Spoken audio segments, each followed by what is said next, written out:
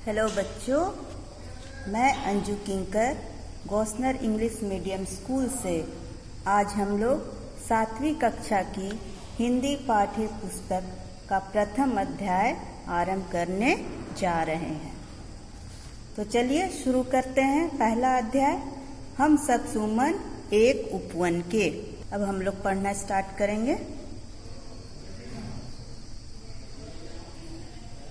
हम सब सुमन एक उपवन के, एक हमारी धरती सबकी, जिसकी मिट्टी में जन्मे हम, मिली एक ही धूप हमें है।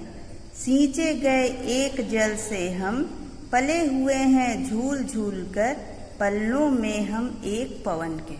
इसका अर्थ क्या हुआ? यहाँ पे कवि क्या कहना चाह रहा है? हम सब सुमन एक वन के। सुमन का अर्थ होता है फूल, तो और उपवन का अर्थ होता है बगीचा, फूलों का बगीचा। तो यहाँ पे कवि कहना चाह रहा है कि हम जो हैं इस धरती के, इस संसार के एक क्या है? फूल हैं। और ये धरती क्या है? ये धरती हमारी है। इस कविता में कवि यह कहना चाह रहे हैं कि ये जो धरती है, इस धरती में हम सभी बच्चे एक फूल के समान हैं। एक हमारी धरती सबकी, जिसकी मिट्टी में जन्मे हैं। इसी मिट्टी में हम सभी जन्मे हैं। मिली एक ही धूप हमें है, सींचे गए एक जल से हम। इसका अर्थ क्या हुआ? हमें ईश्वर ने कोई भेदभाव नहीं किया है। हम सब इसी धरती के संतान हैं और हमें एक ही मिट्टी में हम लोग जन्म लिए हैं और एक ही धूप हमें मिली है। हम लोगों में से किसी को अलग अलग रोशनी नहीं मिली है। जो सूर्य हैं वो एक ही तरह से सबको रोशनी देते हैं। सींचे गए एक जल से हम, यहाँ जो है हम लोग एक साथ ही पले बढ़े हैं और हमारा सिंचन भी एक ही जल से हुआ है। पले हुए हैं झूल झूल कर, पलनों में हम एक पवन के। यहाँ की वायु में हम सांस लेते हैं और उसी के झूले में हम लोग झूल कर बड़े हुए हैं। हम सब सुमन एक उपवन के, हम सभी इसी बगीचे के बच्चे हैं।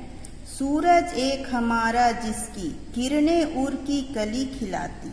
सूरज जो है वो जो यहाँ की कलियां हैं, जब सूर्य उदय होता है तो क्या होता है? जो कली जो होती है वो फूल में बदल जाता है। उसी तरह हम बच्चे भी क्या हैं? इस संसार में एक ही सूर्य के किरण से पुलकित हुए हैं और पले बढ़े हैं। एक हमारा चांद चांदनी, जिसकी हम सबको नहलाती। एक ही चंद्रमा है, एक ही सूरज है, एक ही धरती है, पवन एक है, सब चीज एक है और सभी यहाँ पर एक साथ ही रह रहे हैं। जिस तरह चांद एक है और उसकी चांदनी हम सबको एक ही तरह से मिलती है, सबको बराबर मिलती है। मिले एक से स्वर हमको, भ्रमरों के मीठे गुंजन से। जो भ्रमर, जो यहाँ संगीत हमें मिला है प्रकृति से, वो भी हमें एक ही तरह पूरी बराबर, कोई भेदभाव नहीं, एक तरह से ही हमें मिला है। हम सब सुमन एक उपवन के, रंग रंग के रूप हमारे। हम सब सुमन एक उपवन के, उसी तरह कवि कहते हैं कि हम जो हैं एक ही बगीचे के सब फूल हैं। हमारा जो रंग है, जिस तरह से बगीचे में आप देखेंगे कि हर फूल अलग अलग कलर का होता है, अलग अलग साइज का होता है, उसी तरह इस संसार में भी जितने भी मनुष्य हैं वो सब अलग अलग तरह के हैं। अलग रंग है, अलग रूप है, अलग कद काठी है। तो उसी तरह हम लोग भी सब अलग अलग हैं, लेकिन है क्या? एक ही क्यारी के हैं, इसी संसार के हैं, इसी प्रकृति में रचे बसे हैं। लेकिन हम सबसे ही मिलकर है उपवन की शोभा सारी। हम सबसे ही इस उपवन की शोभा है। इसका अर्थ है हमारे चलते ही यह बगीचा सुंदर दिखता है।